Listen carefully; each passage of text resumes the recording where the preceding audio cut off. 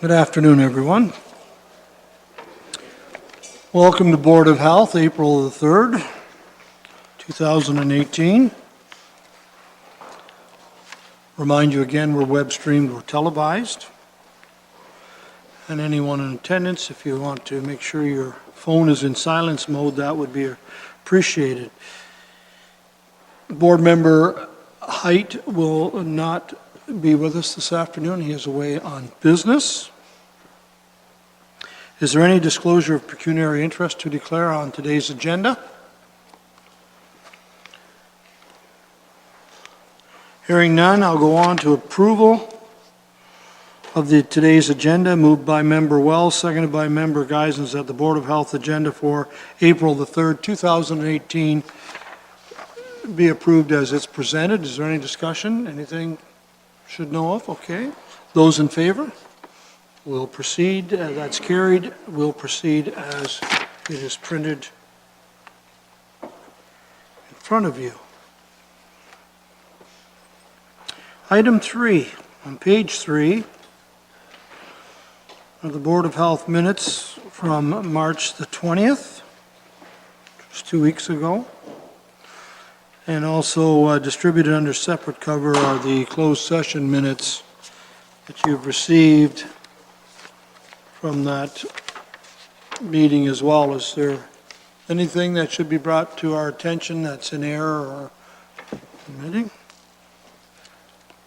I will declare those board minutes adopted as presented. No presentations, no consent items. We have 2 discussion items. Let's turn to page 9 of our agenda, please.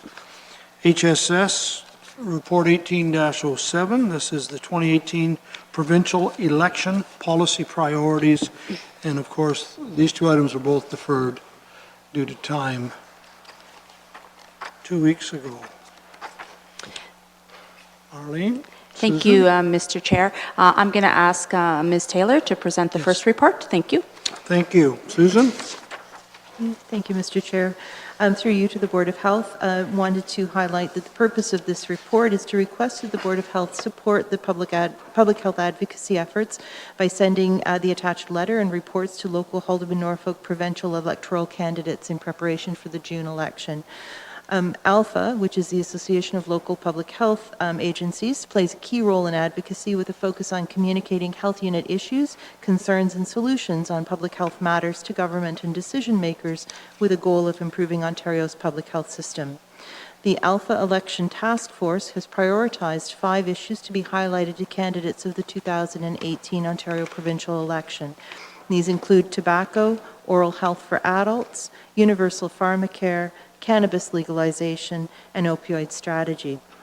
And those documents are included in the report. In December of 2017, ALPHA sent Ontario's political party leaders, health critics, and the Minister of Health and Long-Term Care and Attorney General its package and member policy priorities and key messages in anticipation of the 2018 general election. Now the request is coming to boards of health to share with local candidates in advance of that local election. With that context, I'd be happy to answer any questions. Thank you, Ms. Taylor. Board, Black, and then Brunton, please. Thank you.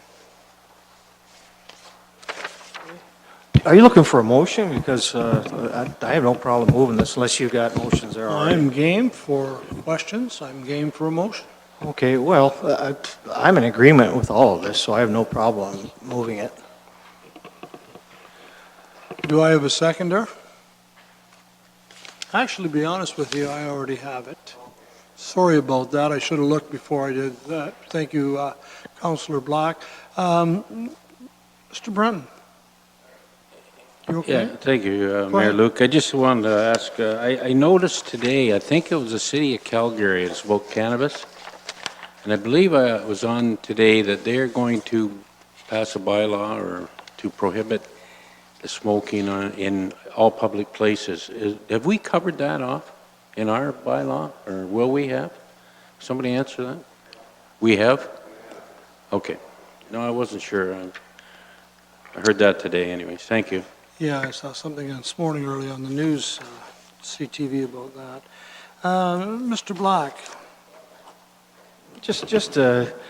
I suppose, let the public know, like, what we're ultimately supporting if it passes. The tobacco endgame in Ontario, or addressing the tobacco situation and, commit to a target of less than 5% tobacco use in Ontario. Oral health, dental health for adults, universal pharmacare for a program, the public health approach to cannabis, and certainly this is the hot topic of the day, and opioid strategy, which I know the health department is already working on, and appreciate all the things that they're being more proactive with. And I guess the one strategy that I'd be interested in is to get people off, like a program, just like the Holmes House. I don't know if we have any of those programs or not, but maybe I could ask that question to staff. Sure. Like people that go to the Holmes House for alcoholism and rehabilitation, and they're helped through their program to deal with their addiction. Do we have a similar program for opioid use in Norfolk County? So through the chair to the Board of Health, there are actually a couple of facets to that. So there are opioid replacement therapy clinics, or what we often call methadone clinics, that look at how do we help people through the use of methadone to be able to control their addiction. The other option, or the other consideration there is that oftentimes people are taking prescribed opioids, and so looking at how do we provide alternative pain therapies to help family practitioners or family doctors when they're prescribing for their patients, to provide an alternative to opioid therapy. So there is work that's happening there at a LHIN level and at a sub-region, so Haldeman and Norfolk level, to say how can we put together a clinic that would be able to provide support to titrate patients and reduce their opioid use, their prescribed opioid use, and also to provide alternatives to prescribed opioids. Well, okay, that's good, but I'm not sure if that's the equivalent to the Holmes House, where people actually have to go get dried out. They're put on a psychological assessment. They're put on a program. They have mentors. It's a fairly intense program that somebody's with them, or they have access to somebody, and is there that type of an equivalent, like the methadone and the prescriptions and all that? That's, to me, that's part of a program, but not the whole program. And if I may, through the chair to the Board of Health, I would suggest that you're absolutely right, that this is a starting point. This is one piece of it. But given some of the knowledge that we have of opioid use in this community, that this would be a logical first place to start. And that these multiple facets of addressing the concern will certainly help to diminish our opioid use. Okay, well, I certainly hope that something, more detailed, more stringent is developed for these people, rather than just, because I am hearing it from the public as well, that, we encourage them through these programs, and it looks like it, but to me, if it's linked up with a heavy-duty program to get them off, then it's worthwhile to do what we're doing now. So thank you. I'm glad that the health unit is working with it. Thank you. Thank you. Mr. Oliver?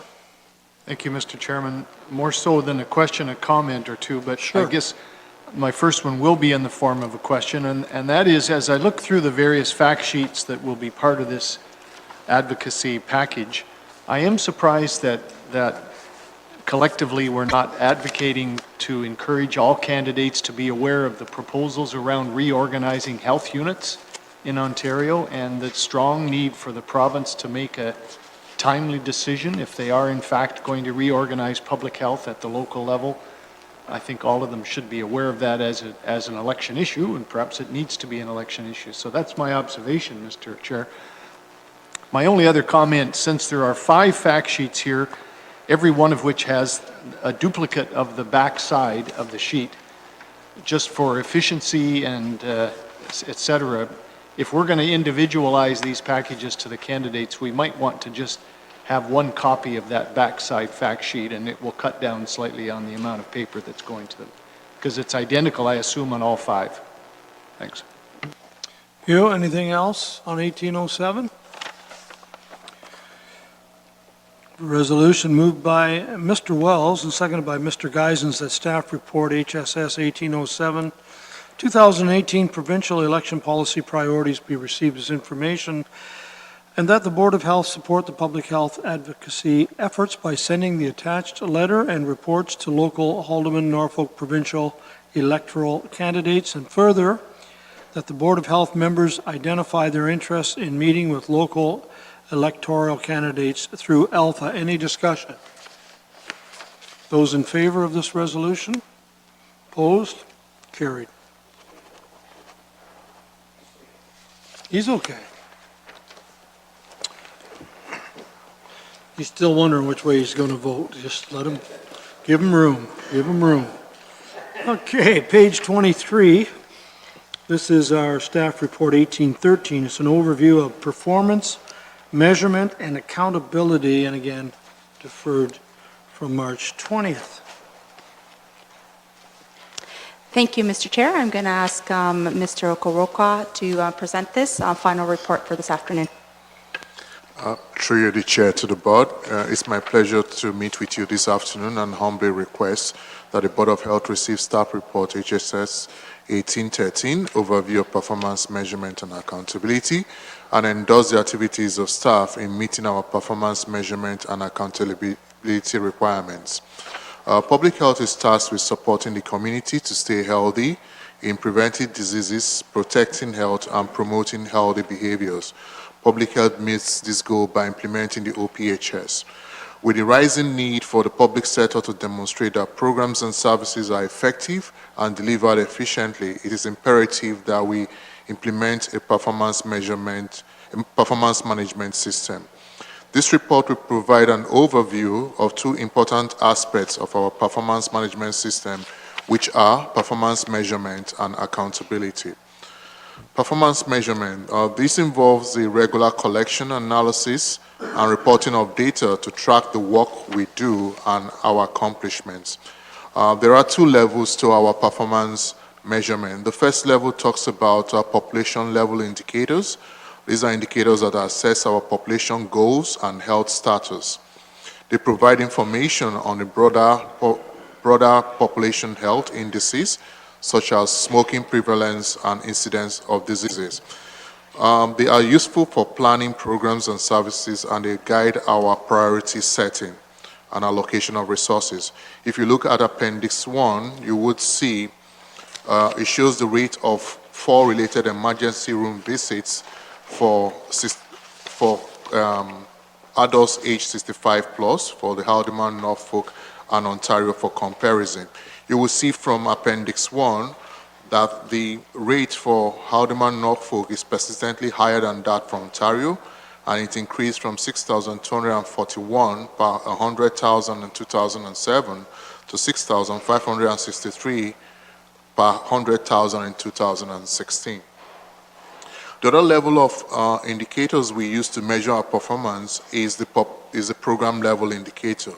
This captures data on the deliverables of all the different programs and services.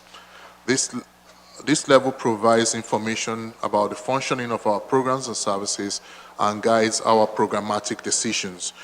An example is shown in Appendix 2, which talks about the outputs of our dental screening program in publicly funded elementary schools. This shows for the past 6 school years. The other aspect of our performance measurement system I want to talk about is the accountability, which is a regular reporting on achievements and progress being made to meet the goals and objectives of the health unit. This reporting is an accountability function and equally helps to promote transparency. It includes presentation of the information of our programs in a format that is accessible to stakeholders of the health unit. It also helps us increase accountability and transparency that is aptly captured in the OPHS. Furthermore, As part of the public health funding and accountability agreements between the Ministry and the Board of Health, the Board of Health is expected to report on an annual basis our accomplishments for accountability agreement indicators. Appendix 3 will show you our achievements for the 2016 accountability agreement indicators. In conclusion, the Health Unit will continue to communicate with our stakeholders and explore new ways to strengthen our performance measurement, accountability, and overall transparency. With that, I'll be happy to answer any questions any members of the board may have. Thank you very much for that report. Any questions? Mr. Oliver, please. Thank you, Mr. Chairman. Thanks for your report. I have two questions on Appendix 3 items, one on page 30 of our agenda and one on page 31. The first question is relating to the, and obviously the percentages that are way off are ones that sort of caught my eye. The percentage of restaurants with a certified food handler on site at the time of routine inspection at 52%. Is that a mandatory thing that there shall be a certified food handler on site at all times, or is it not mandatory? Through the chair to the Board of Health, my understanding is yes, it is something that is required, that there be a certified food handler on site. And it is something that our public health inspectors and the environmental health team have been actively working with providers to ensure that this is in place for them. I guess I'm just curious about that then, Susan, in that the certified food handler would establish the protocols for the restaurant and so on and so forth, but I wasn't necessarily thinking that the regulation would require one to be on site at all time. I don't know how rigorous the training is to become such a person, but just an observation, I guess. So the training is actually a course that's offered through our health unit. Through the health unit, yeah. Okay. My second one is on page 31 near the bottom, and it's that MMR vaccine wastage. I guess, first of all, I should know that acronym and I don't, but what is the MMR vaccine rather? And a 23% wastage does seem very high, and is there some sort of explanation for that? Because I presume that's an internal problem that we created for ourselves. So through the chair to the Board of Health, you're absolutely right. 23% is actually quite high, and we've recently had numbers that were even higher than that. And so we've done some investigation to understand what that looks like.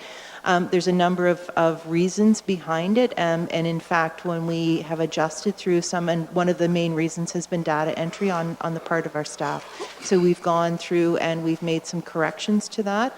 So in fact, our wastage rate is somewhere in the neighborhood of 10%, which is still high. We would strive for a wastage rate of about 5%. And so we are actively working with that team to reduce that wastage rate.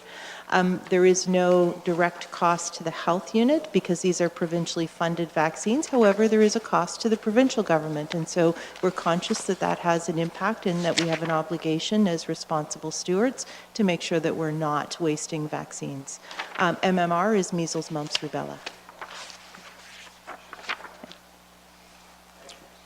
Thank you.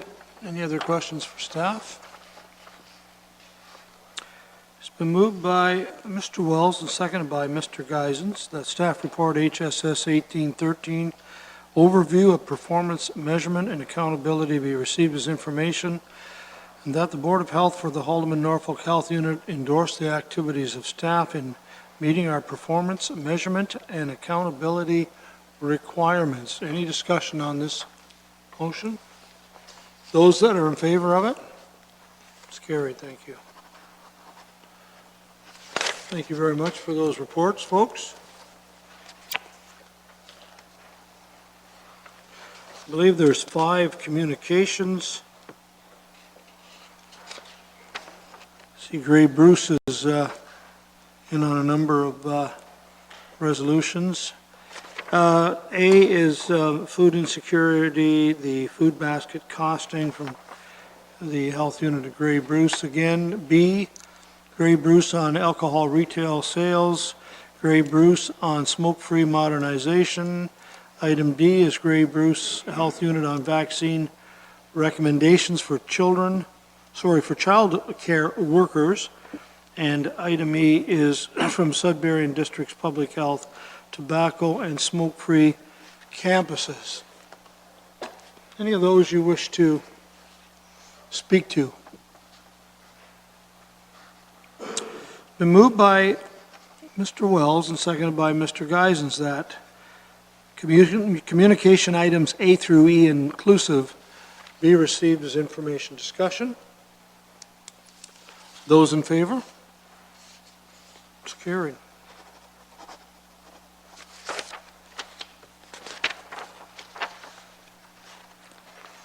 Any other business to come before this board?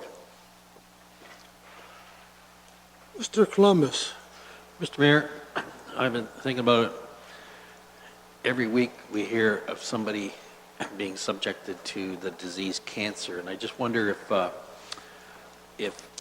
health unit has statistics, current statistics up to date as to how we compare in our area in comparison to other parts of Ontario and perhaps Canada.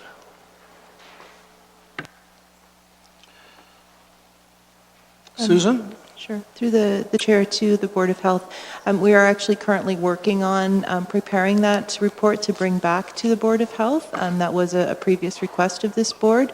At the same time as that, what we will be bringing forward is some highlights of how we're partnering with local primary care physicians to increase our screening rates, because we know that cancer rates in some cases are high in this community. So what are we doing to prevent in some cases, or if we can't prevent, to at the very least have that early detection that will lead to early treatment and hopefully more favorable outcomes.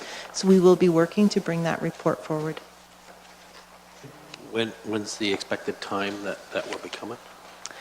So the training sessions that we are doing, the workshops that we're doing in partnership with Cancer Care Ontario to help inform primary care physicians, those have been scheduled for one for May, and then the other, so in Norfolk is for Simcoe is May, and then Dunnville is September, I believe.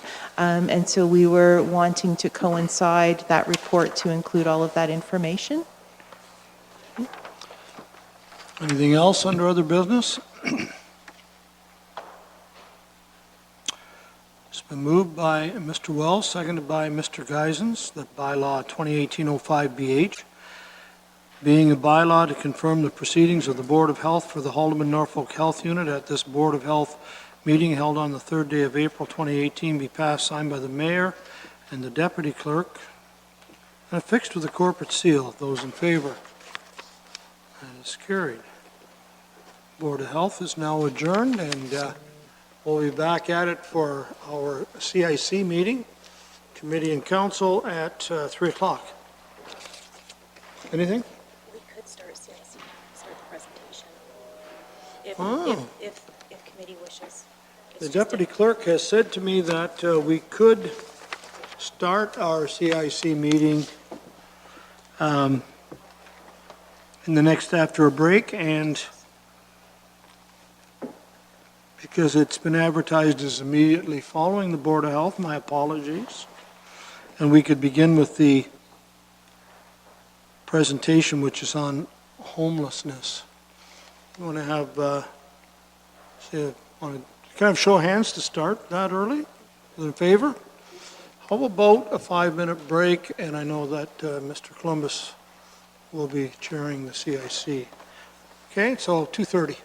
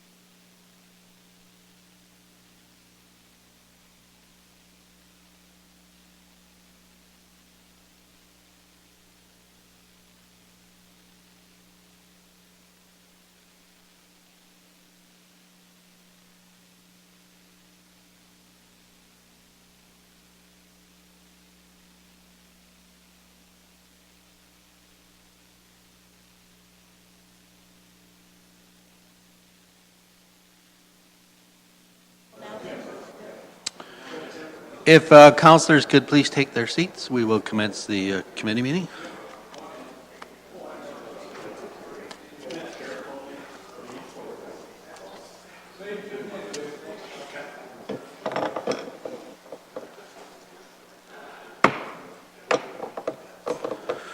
Good afternoon, everyone, and welcome to the council and committee meeting for April 3rd, 2018. I'd like to remind everyone that our meetings are web streamed and televised. We do not have someone on the video camera today, but they are web streamed, so the deputy clerk tells me. And for those in attendance, I ask that you silence your communication devices so not to disturb the proceedings, and also to avoid embarrassment if your phone goes off. There are no changes to today's agenda, and Councillor Height is away on personal business, so we'll move on. Can I have a mover or seconder to approve the agenda as printed and presented? Councillor Oliver, second by Mayor Luke. Those in favor? That is carried. Thank you. Is there any disclosure of pecuniary interest? None declared, Madam Clerk. Move on to consent items. We now have our consent items section of the agenda, and if any member wishes to discuss a consent item or has any questions, I guess there is only one. And is there any, I guess there's no reason to pull it. We'll just move on to that particular item. Okay. And it is with respect to the annual Code of Conduct report. CAO 18-16. And need a mover and a seconder for that. Councillor Sonnenberg moves, seconded by Councillor Black. And those in favor? That is carried unanimously. Thank you. And now we're going to move on to a presentation. This is a presentation by Haldimand Norfolk Social Housing Department. Invite Tricia Gibbons and Louise Lovell to the podium. And I guess you've got a DVD presentation for council and public, and you may proceed. Thank you, have Mr. 10 minutes. Okay, thank you, Mr. Chair. So today we're presenting for you our plan for the Haldimand Norfolk homeless enumeration, just to provide some context and what the plan is going forward. So last year, in January of last year, the Ministry of Housing updated the Housing Services Act, which enabled the establishment of guidelines for service managers around homeless enumeration. And this is within the context of ending chronic homelessness by 2025. All service managers are legislated to conduct an enumeration and complete one in their community every 2 years. So this will be our first enumeration for 2018. What is homeless enumeration? The Ministry of Housing, the Province of Ontario, defines it, gives us a specific definition, which is the measurement of the number of people experiencing homelessness over a specific time frame. It's intended to do two core things: help service managers as well as the province better understand the scale and scope of homelessness locally and across the province. And it's also to inform current and future programming, policy establishment, and for us specifically, establishing a by-name list and some better informed evidence-based data. So we created a enumeration plan to back up a bit because we have never done this before. We decided to go through the RFP process to hire a consultant to help us. So in August of last year, through the purchasing process, we retained the services of OrgCode. OrgCode also helped us do our CHIPE program review. And they are a national leader in homelessness prevention. They've done work in Ontario, across Canada, and in the United States. So in November of 2017, Housing Services, we, the service managers, submitted our enumeration plan to the Ministry of Housing and gained approval. And we will be conducting our enumeration the week of May 7th. And we're using a type called the Registry Week, which Louise will speak about momentarily. And right now, I'll pass it over to Louise to carry on the presentation. Thank you. So as Tricia just mentioned, we're going to be using a registry week methodology to conduct our homeless enumeration throughout the week of May 7th to 11th. In a nutshell, there are three primary ways that you can do homelessness enumeration. You can do it through a point-in-time count, you can do it through a period prevalence count, or you can do it through a registry week. The main difference between the three different methodologies and the reason we're choosing the registry week is because, as we mentioned a minute ago, at the end of the day we will have what they call a by name list, which allows us to actually follow up with participants that we survey and provide further assessment and services for them going forward after the week of May 7th to 11th. So the registry week by definition is considered a coordinated multi-day count of people experiencing homelessness on the streets, in shelters, and in other community identified spaces frequented by people experiencing homelessness. It's a coordinated outreach and assessment process to collect information and create that by name list, and it allows us to assess the vulnerability of people and prioritize them for services at the end of the week. In order to conduct our registry week, we're going to be surveying people in a couple of different scenarios. We will be surveying people that are actually on the street, so we will have what we call an unsheltered count. We will have survey teams out in all of the communities of Haldimand and Norfolk conducting surveys. We will also have community partners helping us do the surveys, so the people who are either currently sheltered in what we call provisionally sheltered situations or emergency sheltered situations will be surveyed by community partners. So there's a multi-prong approach that we're going to use to complete all the surveys and create that by name list. What we've done to date, so we've started working on, as Tricia mentioned, we had to submit our plan of what we were going to do back in November, and once the plan was approved by the ministry, we started taking the steps to work with the consultant and actually put the plan in place. So since December, some of the things that we've done include some community work to actually identify survey sites for that unsheltered count. So we've done a lot of work to identify if there are people unsheltered living in the streets of Haldimand and Norfolk, where might we find them? We've then gone a little further and developed some survey teams, and we've assigned now those surveys teams to different locations throughout both communities. Again, we're enlisting those community partners, so the survey teams are going to deal with the unsheltered, but our community partners are going to help us deal with the provisionally sheltered and the emergency sheltered. We're in the process of creating some communications, both for public and agency audiences. So one of the communication tools we're using is presentation to use to help both councils understand what we're doing and why we're doing it. We're going to be providing some public information by way of newspaper, radio, Twitter, social media, and other avenues like that in the near future. We will be coordinating and leading that Registry Week event, including all the agency partners and the volunteers.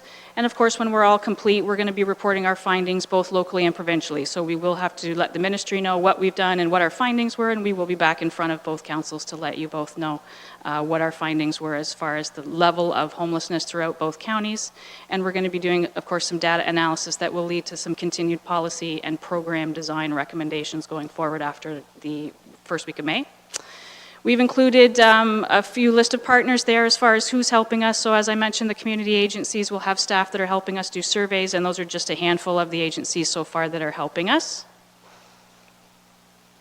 And of course, we've had many action items that we've had to tick off on that ministry plan to let everybody know what we're doing and when we're going to be doing it. So engaging community partners and the community, engaging everybody and participating in the survey from May 7th to 11th is an ongoing task that we will keep doing. We hosted a kickoff event back in November. That was part of the events that helped us determine the site locations and things like that. So we've had lots of education to make sure that we're all talking about the same language and understanding what we're doing as a common theme for all of the agency partners. We've had one-on-one meetings with those agency partners to help them understand their role in helping us do a successful enumeration and what we need from them and vice versa. Of course, on an ongoing basis, we're going to be doing presentations to both councils. We're going to be actually conducting the enumeration 7th to 11th, and in the weeks following that, we are going to be sharing the results with the public. We will have a second community event towards the end of May that will prepare and present the findings. In October of this year, we will have a report due back to the ministry again to roll up all the data and recommendations of what we'll do going forward. Once we're finished, there are three themes of how we're going to move forward. Again, we are going to have a by name list at the end of our homelessness enumeration, and the by name list again simply means that you will have, through your survey, been assessed for prioritization for service. So at the end of the day, you will have answered a whole bunch of questions that will tell us what level of need you have for housing and homelessness services. We're going to be looking continued at our program design and what we're doing to deliver homelessness services. And of course, we're going to be looking at evaluation to find out if what we're doing is working, is it helping anybody moving forward. So again, May 7th to 11th is when we're going to be conducting it. You will see survey teams identified in some way as a homeless surveyor of people in the community. They'll be easily identifiable. We will be out and about throughout all of Haldimand and Norfolk, May 7th to 11th. And if you need to get a hold of either Tricia or I, of course, this is how you can get a hold of us, and we will have some information on our website as well at some point for folks to be able to refer to. You're done? You did have 1 minute left, but I see some hands up. We'll start with Councillor Wells and then Councillor Black. Thank you very much, Chairman, and thank you very much for your presentation. It's very informative. As I was listening and you went through the large number of people that you will have involved in taking this survey, my mind went to have you any idea as to the total number of people who will be participating in this survey and helping to gather this information? Thank you. Through the chair to Councillor Wells. We've never done a homelessness count before, so we don't know how many homeless people there are, so we don't know how many people will be participating in surveys. We have some educated guesses through our community partners as far as the level of need through the services that they already offer, of how many they think we'll encounter. I think I must have given you the wrong question. The question that I wanted answered is, do you have any idea how many people will be volunteering, not the homeless, how many people will be participating in the survey to get the information that you need? At the moment, we have approximately, I don't know off the top of my head, sorry. Well, all of those service agencies that were listed in there have at least, I'd say, 5 to 10 staff, and we probably have at least 25 community volunteers at this point. We've not actively recruited for volunteers yet. We're trying to wait until a little bit closer to, so that people know if their schedules are clear and whether they have the ability to actually give up their time that week to be a surveyor. Councillor Black. Mr. Chairman, through you to our presenters, as a business owner in downtown Simcoe for, 50 years, I've come across them quite frequently, and most recently, if you're looking to find where they are definitely in downtown Simcoe. And in particular, I came out of the show the other day, or over the holidays, and was accosted by one who wanted some money, gave it to him, and about 2 weeks later, they're at the back door of our church, Anglican church, and our Anglican church feeds, some people in downtown. And the last time, and I spoke to him for a while, asked me for some more money coming out of the variety store. So, I mean, these are some of the places that they do hang around to nab people. And he said he was homeless, and I gave him a number, the Salvation Army. So is there a number, do we have like an emergency sheet, like all the counselors are given sort of an emergency thing? Is that number on there? And is it just, if you do encounter a homeless person looking for shelter, what number, or what would you tell them? Where would they go? Thank you. Through the chair. So during the enumeration week, all of our volunteers and surveyors will be given training about how to do the survey. And there will be information available for participants who are indeed homeless. So they will be provided actually with a small care package that will include contact numbers and other things for them to take away. So absolutely, that information will be provided for the volunteers as well as participants in the survey. And do we have that as counselors? Do we have contact information? Like, did I tell them the right thing and say contact the Salvation Army? I didn't have the phone number on me. I just said contact the Salvation Army. Thank you, through the chair. Yeah, currently the Salvation Army is administering the county's homeless shelter program, so that is the correct contact, but we can certainly share that with council if you would like the correct contact numbers. Well, do we, we do have an emergency card. Is that number on there? Does Through the anybody chair, know? I'm not sure which I don't know card who's- you're referring to, Well, all the but councilors are given a little business card, and it's got a list of all the emergency numbers to call. I don't know if that one's on there or not. I don't know who, is it the clerk's department that gives it to us? But I wouldn't mind having that number handy, so, because I see quite a bit of it being downtown. So. we can make that available, yes. Okay, and lastly, May 7th to the 11th, is that the only time that you're going to do the survey? Because it needs to be done more than just, you need to survey different times of the year, the different seasons, because I think it's hardest on the homeless in the wintertime. So maybe that survey needs to happen then as well. So through the chair, we are mandated to do the enumeration every 2 years. This will be our first enumeration, and we will be doing it again in 2 years' time. We're required to do it between March and May. Because this is our first time doing it, we chose May to give ourselves additional time to complete the enumeration. It may be in 2 years' time we do it in March, depending on what the results are this time. Okay, well, so you're limited to by the powers to be above, but I think, it would be important to do it on a seasonal basis. Okay, thank you very much. Councillor Black, I got the little green card right here, and it does have all public health emergency phone number, 1-877 something, but it doesn't have the Salvation Army on it. Maybe Marlene can speak to it. So through the chair, those numbers are for our emergency response team or control team, and it isn't on there. I just looked at Ms. Robinson's as well, but we can definitely look at putting a contact for homelessness on there moving forward, and we can speak with the appropriate staff to do that. Okay. Mayor Luke. Thank you very much, Mr. Chair, and Tricia and Louise, thank you very much for your presentation. The projection, I guess, by the province is to eliminate chronic homelessness in 2025, which is less than 8 years away. How realistic is that? I mean, we're never going to completely, I don't think, see the end of it, but are you confident that we're going to take a good run at this starting this year? Through the chair, ending chronic homelessness is possible, and communities in North America have done it with a concerted effort.